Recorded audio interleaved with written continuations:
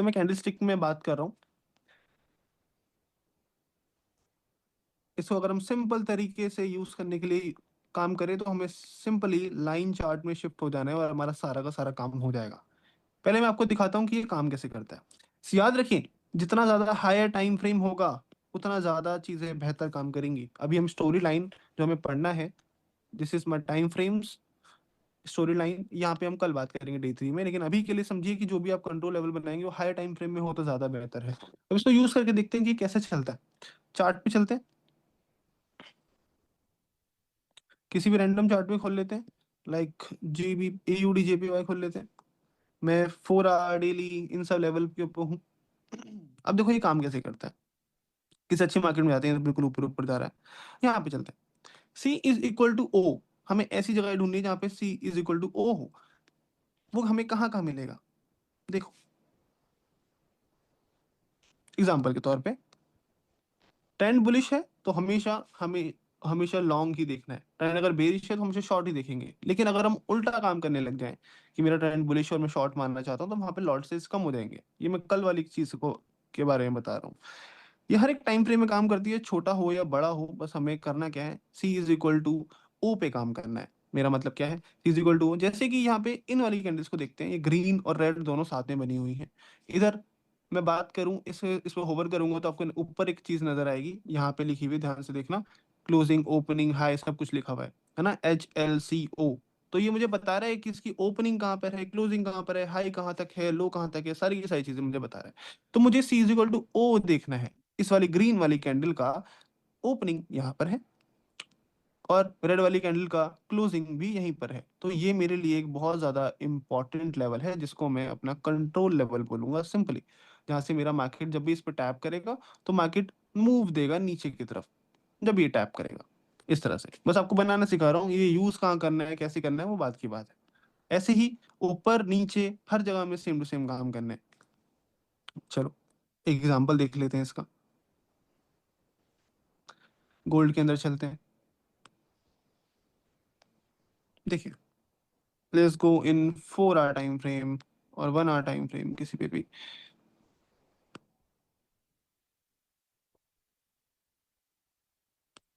सारी drawing remove कर देता हूँ।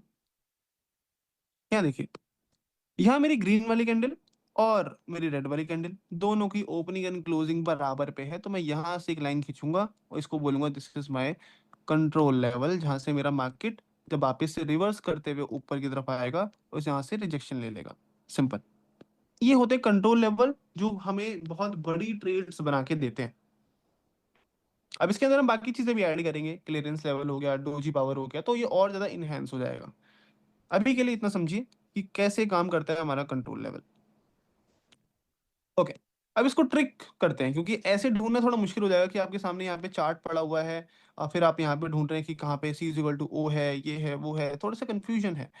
ऐसे जब आदत पड़ जाएगी तो आप एकदम से बनाने लग जाएंगे कि हाँ भाई ये मेरा लेवल है, मेरा प्राइस आएगा यहाँ पर तो मैं सेल मार दूंगा, सिंपल। ये बात की बात है जब आपको एक्सपीरियंस हो जाएगा। लेकिन अभी के लिए कैसे काम करेंगे इसको, उसके लिए आपको सिंपली ट्रिक इज, आपको लाइन चार्ट पे जाना है।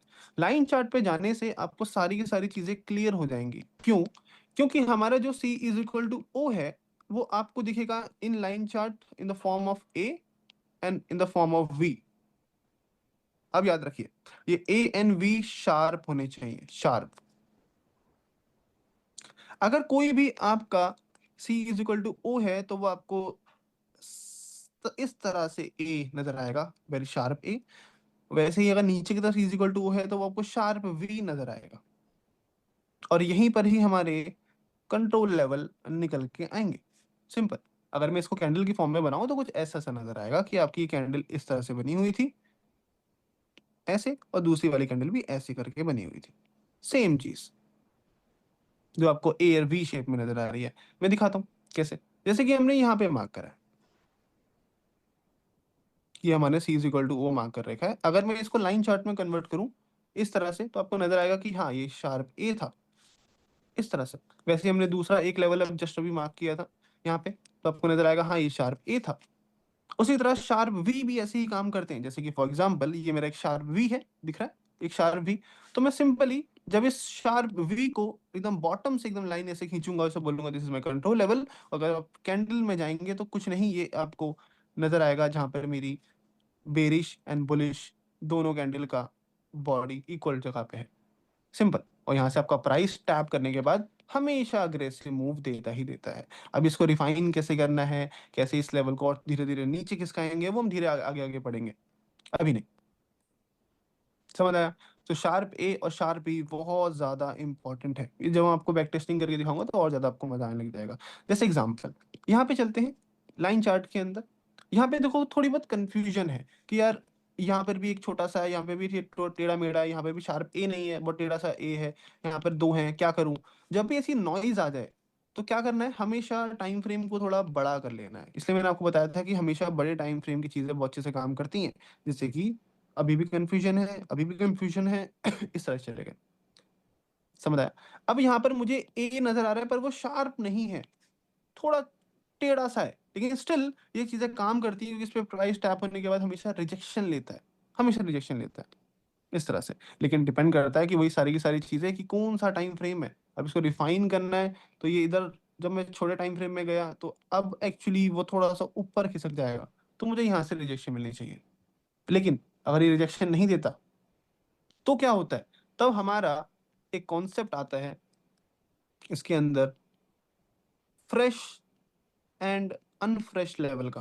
कि मैंने जो कंट्रोल लेवल निकाले हैं वो तुम समझ गए, सी इज इक्वल टू है, पर कौन सा फ्रेश है, कौन सा काम करना चाहिए, कौन सा टूटना चाहिए, उसके लिए हमें फ्रेश एंड अनफ्रेश बनना पड़ेगा। कैसे पढ़ते हैं, देखिए। फ्रेश और अनफ्रेश का मेरा मतलब है कि अगर कभी भी मार्केट के अंदर सिर्फ और सिर्फ बॉडीज हैं तो वो फ्रेश लेवल है, लेकिन अगर कहीं पर भी विक आ जाए तो वो अनफ्रेश है, मतलब इसके टूटने के चांसेस ज्यादा हैं। और बॉडी वाले केस में फ्रेश लेवल में टूटने के चांसेस कम है। एग्जाम्पल, लाइव एग्जाम्पल यहाँ पर है कि यहाँ पर जो हमने कंट्रोल लेवल बनाया सी इज इक्वल टू ओ, इस वो ऑलरेडी टेस्टेड था विद अ विक, ये मेरा एक अनफ्रेश लेवल है, मतलब इधर से गिरने के चांस थोड़े कम है। उस केस के अंदर मार्केट हमेशा ऊपर की लिक्विडिटी खाता है एंड देन वो गिरने की कोशिश करता है, जब लेवल अनफ्रेश होते हैं तब।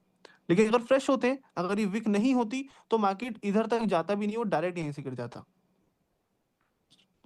इसका भी एग्जांपल देखते हैं। यहाँ देखिए, सी इज इक्वल टू ओ, यहाँ पर इधर मार्केट टैप करी और डायरेक्ट गिर गई, इन्हीं को स्नाइपर एंट्रीज बोलते हैं। लेकिन अगर मेरे मार्केट में ये वाली की विक बड़ी होती, मतलब ये सी इज इक्वल टू अनफ्रेश होता, उस केस के अंदर मार्केट को पहले इसका हाई खाना होता इस तरह से, एंड देन वो नीचे की तरफ गिरती। समझ आया? और ये भी डिपेंड करता है कि ट्रेंड क्या है, नीचे लिक्विडिटी है या नहीं, इन सब चीजों पर डिपेंड करता है। पर अभी के लिए इतना सीखिए कि what is fresh and what is unfresh, और कुछ नहीं। एग्जांपल दिखाते हैं हम आपको। Let's go to euro C H F, random chart पे चलते हैं, वन डे टाइम फ्रेम पे चलते हैं।